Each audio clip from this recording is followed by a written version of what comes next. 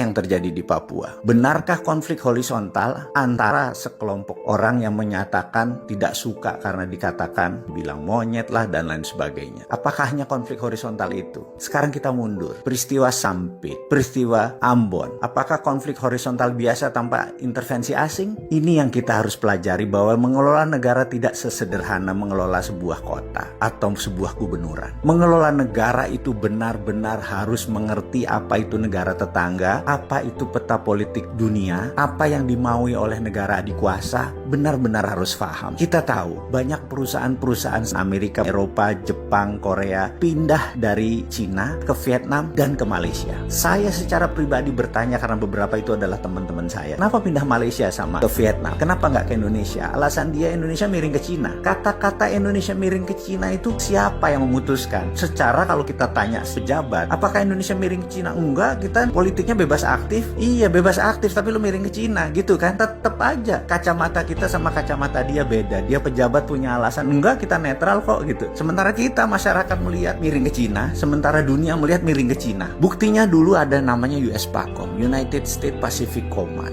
US PACOM itu adalah seluruh wilayah Indo-Pasifik termasuk Cina. Kemudian karena Cina mempunyai strategi obor di mana 2/3 dunia di bawah obor, One Belt One Road, maka sepertiga dunia terutama sisi Indo-Pasifik buat namanya Indo-Pasifik. Indo-Pasifik adalah sebuah wilayah minus Cina. Kalau dulu Pacific Command adalah semuanya termasuk Cina. Sekarang minus Cina. Lalu Indonesia ditawarin, mau ikut Indo-Pasifik nggak? Apa jawaban Indonesia? Kami netral. Itu artinya nggak mau sama Amerika, tapi miring ke Cina. Itu persepsi dari Amerika. Sementara kalau kita bebas aktif adalah kita miring ke Cina juga, ya miring ke Amerika juga, miring ke Korea Selatan juga, miring ke Jepang juga. Itu baru namanya bebas aktif, bukan ke salah satu. Sehingga marahlah teman-teman Indo-Pasifik. Apa yang dilakukan? Sama seperti yang lalu-lalu. Digoyanglah, pasti digoyang, pasti diintervensi. Teriak referendum, teriak merdeka, pasti ada yang desain. Apakah rakyat Papua yang ingin merdeka? Enggak. Yang jelas adalah Amerika ingin ngegoyang Indonesia. Itu yang jelas. Dan bagi saya, wahai pemerintah, jangan abaikan Amerika. Lobby ulang Freeport, lobby ulang Indo-Pasifik. Sebenarnya nggak bakal lepas, tapi goyangnya itu loh yang nyebelin. Sehingga kita itu tidak bisa tentrem. Kalau bahasa Jawa itu adalah Indonesia nanti gemah rimpah rojirawi ijo royo-royo itu. Kalau kita lakukan 3 hal, yaitu menoto supaya tentrem, supaya Kertora Harjo sejahtera. Gimana bisa sejahtera kalau kita nggak tentrem? Gimana kita bisa tentram kalau kita tidak ditata? Jadi natanya gimana? Nata dunia. Jangan miring ke salah satu. Mentang-mentang Cina sering ngasih duit, walaupun pinjaman atau hutang. Jangan itu jadi solusi.